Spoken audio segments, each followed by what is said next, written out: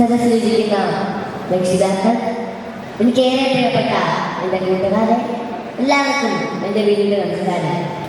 ഇത്രയും വലിയ പ്രൗഢഗംഭീരമായ വലിയ വീട്ടിൽ വരാൻ സാധിച്ചതിൽ ദൈവത്തിനോടും എന്നെ ഇവിടെ ക്ഷണിച്ച സാമൂഹ്യ വകുപ്പിലെ എല്ലാ ആന്റിമാരോടും അങ്കിളുമാരോടും നന്ദി കടപ്പാട് അറിയിക്കട്ടെ.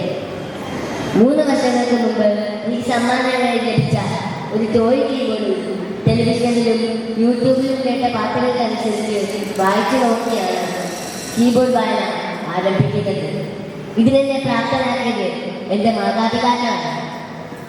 2.5 വയസ്സ് വരെ തിരുവനന്തപുരത്ത് നിന്ന് അനങ്ങാൻ കഴിയാത്തപ്പോൾ എൻ്റെ ഓരോ ചെറിയ ചലനങ്ങളും മറ്റുള്ളവരുടെ ചെറുതായിരുന്നെങ്കിലും എൻ്റെ മാതാപിതാക്കൾ ആനന്ദം കണ്ടെത്തുകയും എന്നെ പ്രോത്സാഹിപ്പിക്കുകയും ചെയ്തു.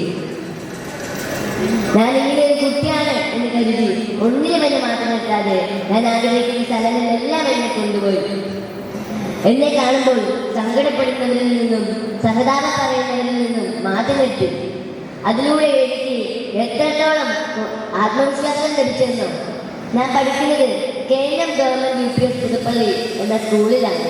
അവിടുത്തെ എൻ്റെ ടീച്ചേഴ്സ്, എൻ്റെ കൂട്ടുകാർ, അവിടെ എന്ത് പ്രോഗ്രാം നടന്നാലും എന്നെ മുൻനിർത്തി എനിക്ക് സാധിക്കുന്നത് പോലെ പ്രോഗ്രാം കോർഡിനേറ്റ് ചെയ്തു. ഈ കഴിഞ്ഞ ആലപ്പുഴ ജില്ലാ കലോത്സവത്തിൽ എന്നെ കേന്ദ്ര കഥാപാത്രമാക്കി ഭൂതപ്പാട്ട് എന്ന നാടകം കളിച്ചു. ചരിത്രത്തിൽ ആദ്യമായി ഒരു ഭിന്നശേഷിക്കാരൻ കുട്ടി സ്കൂൾ കലോത്സവത്തിൽ മികച്ച നടനുള്ള അവാർഡ് ലഭിച്ചു. എന്നെ അർപ്പിച്ച വിശ്വാസത്തിന് പ്രതിഫലം ചെയ്തു.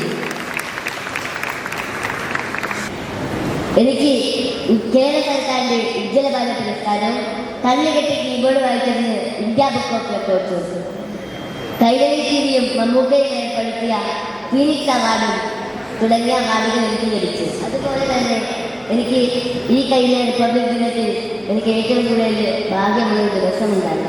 അതായത് മാവേലിക്കര RTO ഓഫീസിൽ മനോജ് സാറിന്റെ നേതൃത്വത്തിൽ എനിക്ക് പതാക ഉയർത്താൻ കഴിഞ്ഞു. അതുകൊണ്ട് ഇന്നിവിടെ ആ സാറും RTO ഓഫീസും അവാർഡ് വാങ്ങിക്കാൻ കഴിഞ്ഞു. ഇവിടെ ഇരിക്കുന്ന അവാർഡ് ജേതാക്കൾ അവരെല്ലാവരും അവരുടേതായ മേഖലയിൽ വിജയം കൈവരിച്ചവരാണ്.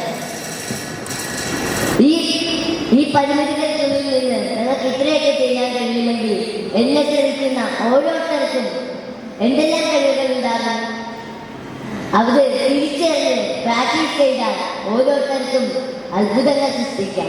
പോരാടാൻ ഉറച്ചു മുന്നോട്ട് വരുന്നവരുടെയാണ് ഈ ലോകം. അവരെ മാത്രമേ എന്നും ഓർക്കാറുള്ളൂ. ഈ സുന്ദര മനോഹര ഭൂമി, ഈ കൊച്ചു കേരളത്തിൽ എനിക്ക് എൻ്റെ മാതാപിതാക്കളെ മകനായി ജനിപ്പിച്ചതിന് ഈ ദൈവത്തിന് സ്തുതി.